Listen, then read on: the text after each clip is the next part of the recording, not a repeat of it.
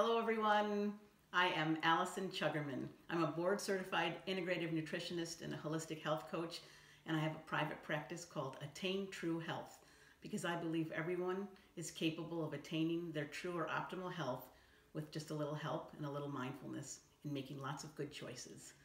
So I am thrilled to be part of the Seeds of Intention Spirits of Love Spring Equinox Retreat, and I really want to thank Tammy for giving me this opportunity to be a part of it.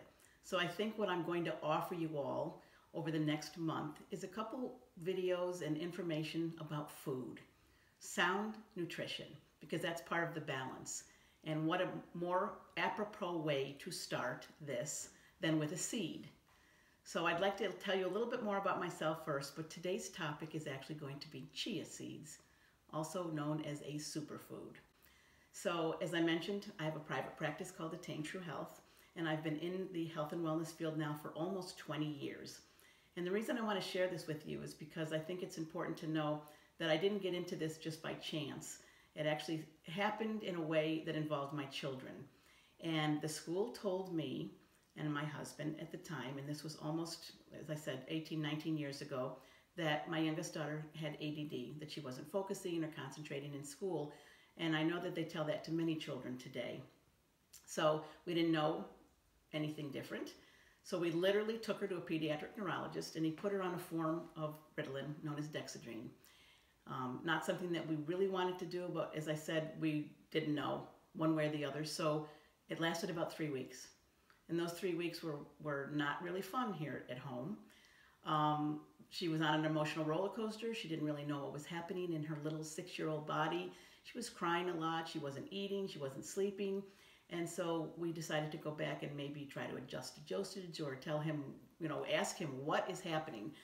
And when we did that, when we went back to him and I said, she really isn't eating. He said, I'll put her on an appetite increaser. And I said, okay, but she isn't sleeping. Oh, he said, we'll put her on a sleeping pill. And then I said, she's crying a lot. He goes, we'll put her on Prozac. So I don't even know if you're as shocked now by hearing that story as we were back then, but we literally walked out of the office and didn't look back. So to make a long story short, it led me down the path of nutrition because I went home and I changed our diets. I took out dyes and preservatives and additives and refined sugars, and we really started to look at what we were eating and make more mindful choices. And then we started to add some exercise in because I knew about the balance, that it wasn't just maybe the food, it was about how we look at the body holistically. So within a month, her teacher called us and said, my goodness, your daughter is doing amazing in school now. What medication is she on? And I said, she's on food. And she said, what? I said, just food and exercise. So this light bulb kind of went off in my head about if I could help one person, then I can help many. So it's my mission today to educate as many people as I can about making mindful choices in what you're eating and how you use your lifestyle to propel yourself to attain optimal health. So with that being said, today's topic is chia seeds. And I don't know what you know about chia seeds or what you don't know, but they've been around for thousands of years. And the Olmec Indians decided to use these as their only source of nourishment when they went on a march or a hunt for long periods of time, because all they needed to do was fill their pockets or a little satchel with a handful of chia seeds, and they needed to find a river for water, and they could sustain themselves for hours, because chia seeds have what's known as a gel-forming property. And this is actually really good for people that are interested in gaining more energy because they keep you full and satiated for a very long time. And if you're interested in weight management or keeping your weight under control, that gel-forming property is really important because, as I mentioned, it keeps you full for a longer period of time, and so you're less likely to overeat.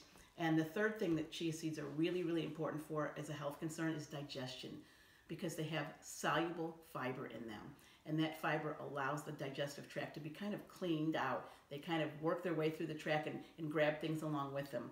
So chia seeds are really, really fine and small. And I don't know how well you can see this, but I'd like to show you. I'm going to pour them on the plate here. You don't want to necessarily blend these because you want to keep them whole, because when they're whole, they're going to be more active and form that gel forming property much quicker.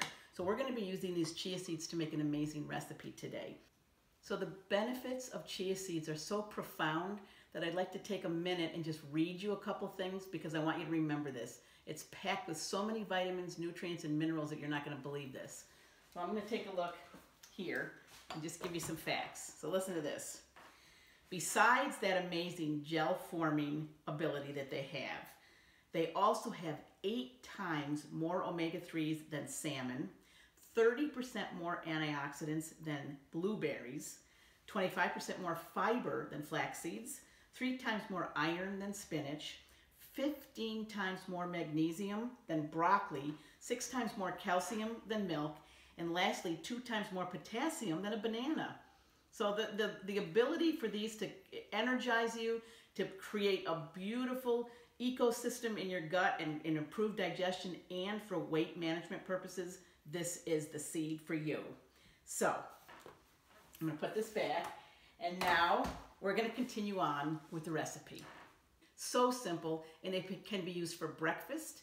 I know that the standard American diet today is high in refined carbohydrates. Many people are eating bagels and waffles and muffins and pancakes and those kind of things for breakfast. But if you're gluten-free, maybe that's not the best option for you today. Also, if you'd like a dairy-free option, this chia seed pudding is a beautiful recipe for breakfast. It can be used also as a snack, mid-afternoon snack, and it can be used as dessert. Maybe you want to add some chocolate shavings or something on top of that. So we're going to look at a very easy and simple recipe, and I just wanted to show you the pudding. And all this is 2 cups of coconut milk and a half a cup of chia seeds. And it formed, just by being in the refrigerator for an hour, a very thick, almost like a tapioca pudding. So the recipe only has 5 ingredients in it. 2 cups of coconut milk, and you can use a vanilla flavored coconut milk, or you can use an unsweetened variety. It has a half a cup of chia seeds. It also has a 1/4 cup of a sweetener. Now, you don't need to use that much if you don't want to. I had used either a maple syrup, or this is a coconut palm sugar, something that's liquid. You can use honey. You probably wouldn't even need that much if you used honey, but you can use a natural sweetener from Mother Nature. You can also use stevia if you choose to, and you would only need a small amount. Remember, this is sweetened to your taste. Some people choose to use no sweetener at all. And then the last ingredient is vanilla extract. And this vanilla extract is from Mexico. Be careful when you're buying vanilla extracts, because a lot of them have artificial colors and flavors, and some of them don't really come from the vanilla bean. The other thing I just want to remind you of is maple syrup. You want to be careful about that. Not the Aunt Jemima variety, not the Mrs. Butterworth, I think that's what it's called. Those are really caramel coloring, and they probably don't even have any real maple syrup in them. So be very mindful of your choices. And the last ingredient would be cinnamon. And this is totally up to you. It's an optional ingredient, but it depends on how you want your pudding flavored.